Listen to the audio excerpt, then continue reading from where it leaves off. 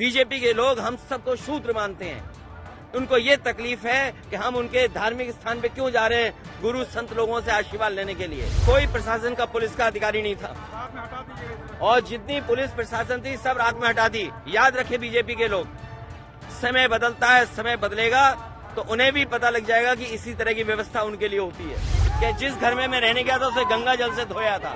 आज मैं समझ सकता हूँ। उत्तर प्रदेश में जमकर राजनीतिक बवाल देखने को मिला, जहां अखिलेश यादव लखनऊ में हो रहे पीताम्बरा यज्ञ में शामिल होने गए थे। यहां पर उनका जमकर विरोध भी देखने को मिला और ये विरोध तभी हो रहा था जब अखिलेश यादव मीडिया से बातचीत कर रहे थे। अखिलेश बीजेपी पर जमकर बरसे।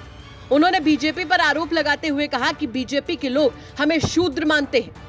इतना ही नहीं, अखिलेश ने तो ये तक याद दिलाया कि उनके बंगला छोड़ने के बाद उसे गंगा जल से शुद्ध कराया गया था।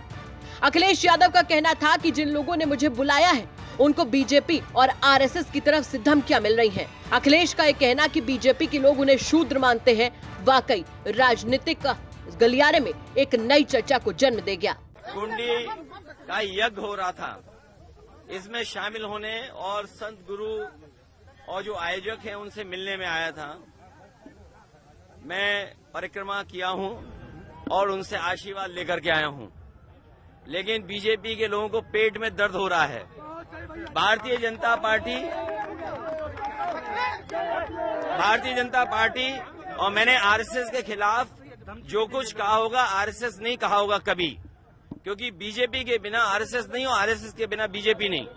लेकिन यहाँ पर जिन लोगों ने मुझे कार्यक्रम में बुलाया उन लोगों को आरएसएस और बीजेपी की तरफ से धमकी मिल रही है, धमकी लगातार दे रहे हैं। मैं समझता हूँ धर्म का ठेकेदार कोई नहीं हो सकता, बीजेपी धर्म के ठेकेदार नहीं हो सकती। बीजेपी ने यहाँ गुंडे भेजे थे और गुंडे ये भेजे थे जिससे मैं कार्यक्रम में न जा पाऊं, और अभी भी गुंडे पीछे घूम रहे हैं। लेकिन हम समाजवादी लोग हैं, घबराने वाले नहीं है गुंडों से। अभी भी घूम रहे हैं गुंडे, कहीं न कहीं होंगे वो जो काला झंडा लेकर के विरोध कर रहे थे। अरे भाई, धर्म के कार्यक्रम में मैं आ रहा हूं और धर्म के कार्यक्रम में मैं अगर आ रहा हूं तो बीजेपी के लोग क्या गुंडई करेंगे? बीजेपी के लोग पिछड़ों को शूद्र, दलित को शूद्र मानते हैं। बीजेपी के लोग हम सबको शूद्र मानते हैं।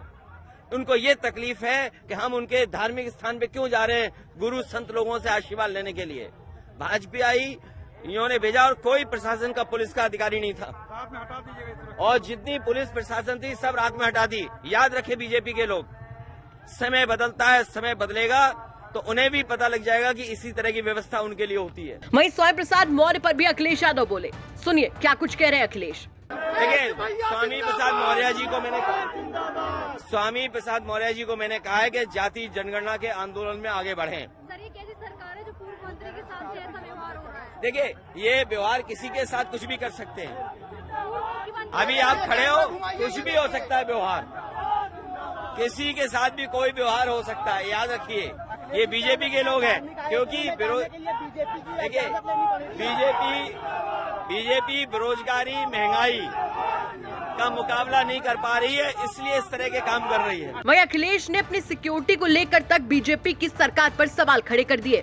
वहीं इस बात के दौरान जब उनका विरोध होने लगा तो अखिलेश ने कह दिया कि देखिए उधर है बीजेपी के गुंडे। बीजेपी की सरकार ने जानबूझ करके एनएसजी हटाई मेरी।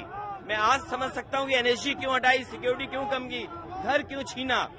आज मैं समझ सकता हूँ, और आज मैं इसलिए भी समझ सकता हूँ कि जिस घर में मैं रहने गया था उसे गंगा जल से धोया था। आज मैं समझ सकता हूँ। और जब हम बात कर रहे हैं तो देखो बीजेपी के गुंडे आ गए उधर, ये बीजेपी के गुंडे उधर बाईं तरफ घूम रहे हैं। बता दें कि सपा अध्यक्ष अखिलेश यादव लखनऊ में हो रहे पीताम्बरा यज्ञ में शामिल होने गए थे, जहां पर एबीवीपी के कार्यकर्ताओं ने उनका विरोध करते हुए काले झंडे दिखाए, जिस पर अखिलेश ने काफी तीखी प्रतिक्रिया दी। इस दौरान अखिलेश यादव के खिलाफ मुर्दाबाद के नारे भी लगाए गए और देखते ही देखते अखिलेश यादव को काले झंडे भी दिखा दिए गए। आप खुद देखिए किस तरीके से अखिलेश यादव का विरोध किया गया। ये मुद्दा अब काफी ज्यादा उठ गया है। देखना होगा कि बीजेपी की तरफ से इस पर क्या पलटवार आता है।